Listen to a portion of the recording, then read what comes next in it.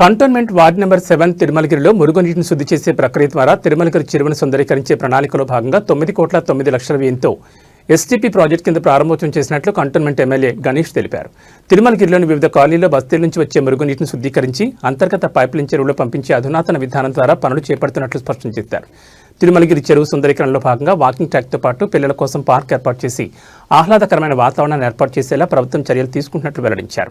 HMDA సహకారంతో cantonment board నుండి అనుమతులు తీసుకున్న అనంతరం వారిని సమన్వయం చేసుకుంటూ ప్రాజెక్టు పనులను ప్రారంభించినట్టు తెలిపారు.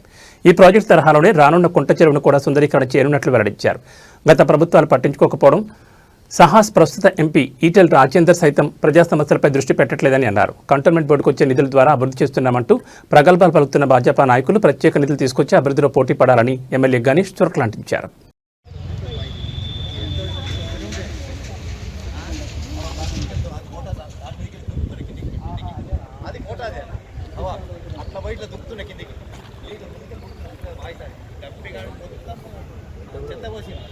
ఏదైతే ఉంటుందో మీరు ఏదైతే స్లడ్జ్ అంటున్నారో ఇందులో ఏమవుతుందంటే అది మొక్కలు తీసుకుంటే ఆహారం కింద, దానివల్ల మీకు ఈ వ్యర్థం అనేది ఎక్కువ మిగలదు.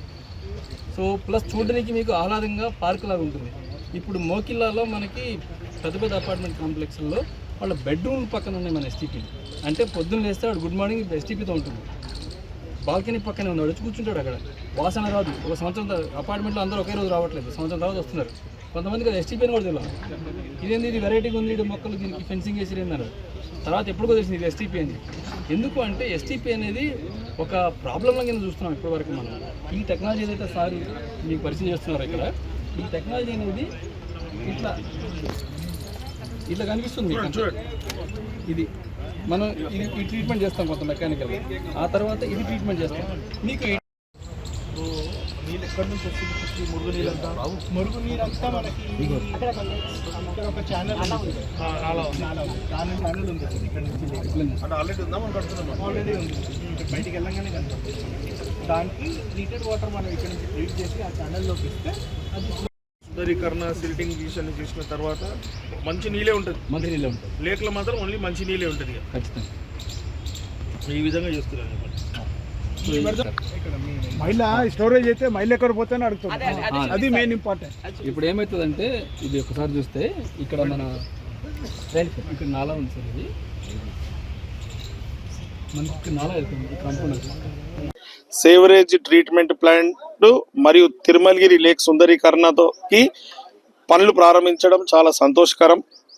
ఈరోజు ఇక్కడ చుట్టుముట్టున్న ఏరియా నుంచి ఏదైతే మురుగునీళ్ళు వస్తుందో ఆ మురుగునీళ్ళన్నీ ట్రీట్మెంట్ చేసి మంచి నీళ్ళు వచ్చేసి లేక్ పంపించి ఆ లేక్ని కూడా సుందరీకరణ చేసి ఇక్కడ ఉన్న వాళ్ళు వాకింగ్ చేసుకోవడానికి వాకింగ్ ట్రాక్లు, ఆడ కూర్చోవడానికి చైర్లతో పాటు చిల్డ్రన్స్ పార్కులు ఏర్పాటు చేసి లైటింగ్ చేసి అక్కడ మార్నింగ్ వాక్స్ చేసుకొని అందరూ ఆరోగ్యంగా మంచి వాతావరణంలో ఉండే విధంగా దానికి ఈ యొక్క కార్యక్రమం. ముఖ్యంగా ఏంటంటే మన అందరికీ తెలుసు, రోజు రోజు జనాభా పెరుగుతుంది. గతంలో వాడేటానికన్నా ఇప్పుడు జనాభా పెరిగినందుకు అందరూ వాడుకున్న నీళ్ళందరూ ఇక్కడ నాలలలో పోవాలి, లేకుంటే తిరుమలగిరి లేకనే పోతుంది. కాబట్టి అక్కడంతా పాడైన పరిస్థితి, ఇబ్బందికరమైన పరిస్థితి, ఆడ దుర్వాసన వస్తుంది, దోమలతో అనారోగ్యం అవుతారు.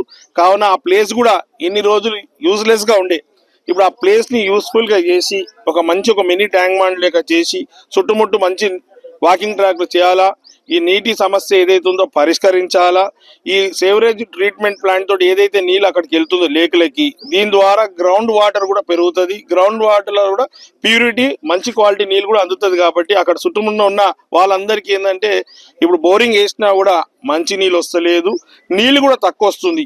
ఈ ప్లాంట్ ద్వారా ఏంటంటే మనం స్టోరేజ్ వాటర్ చేసుకుంటాం, ఇక్కడంతా నీళ్ళు అవుతుంది, ఎక్కువ నీళ్ళు అవుతుంది. కాబట్టి లేకుల ఆ సమస్య కూడా నీటి సమస్య పరిష్కారం అవుతుంది. ఈ విధంగా ఇక్కడ ఈ సమస్యలన్నీ పరిష్కరించడానికి ఈరోజు గౌరవ ముఖ్యమంత్రి గారు 9,90,00,000 రూపాయలు ఇచ్చి హెచ్ఎండిఏ ద్వారా ఈ పనులు అవుతున్నాయి. ఈ పనులు కావడానికి అనేక సార్లు హెచ్ఎండిఏ డిపార్ట్మెంట్ వాళ్ళతోటి మన కంటోన్మెంట్ బోర్డు వాళ్ళతో మాట్లాడి కంటోన్మెంట్ బోర్డు నుంచి ఎన్ఓసి వచ్చిన తర్వాతనే ఈ పనులు స్టార్ట్ చేయడం జరిగింది. గతంలో 10 సంవత్సరాల ఏనాడు కూడా ఒక స్పెషల్గా ఏదైనా వర్క్ చేయలేదు. ఏమంటే వాళ్ళ మాటికి ఏం చెప్పారు మీ అందరికీ తెలుసు, ఇక్కడ స్థానికులు కూడా తెలుసు, ఏమున్నా ఇది డిఫెన్స్ అధీనంలో ఉంది, ఇక్కడ స్టేట్ గవర్నమెంట్ నుంచి మనం పని చేయాలంటే ఇక్కడ పర్మిషన్స్ ఇవ్వరు, జరగదని చెప్పారు. అది అబద్ధం.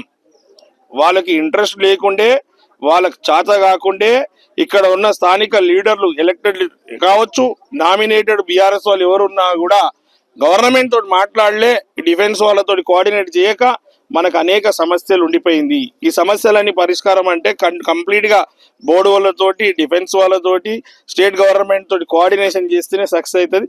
ఈ కార్యక్రమం చేయడానికి హెచ్ఎండి అఫీషియల్స్ కి, కంటోన్మెంట్ బోర్డు సిఇఓకి, స్టాఫ్స్ అందరికీ హృదయపూర్వకంగా ధన్యవాదాలు చెప్తున్నాను. ఎందుకంటే వాళ్ళు చొరవ, వాళ్ళ ఇంట్రెస్ట్ తోటి మేము ఫైనిసార్లు ఫాలో చేసినా కూడా వారు సానుకూలంగా స్పందించి ఎన్ఓసీలు ఇచ్చినందుకే ఈ రోజు ఇక్కడ తిరుమలగిరి లేకు సేవరేజ్ ట్రీట్మెంట్ ప్లాంట్ కి పనులు ప్రారంభించుకోవడం ఒకటైతే, దీని తర్వాత బోయినపల్లి రామన్నకుంట చెరువు కూడా ఇదే మాదిరిగా అక్కడ కూడా ప్లాంట్ తో పాటు లేక్ సుందరీకరణ కూడా చేస్తాం. దాని తర్వాత కొంచెం పెండింగ్ ఉంది.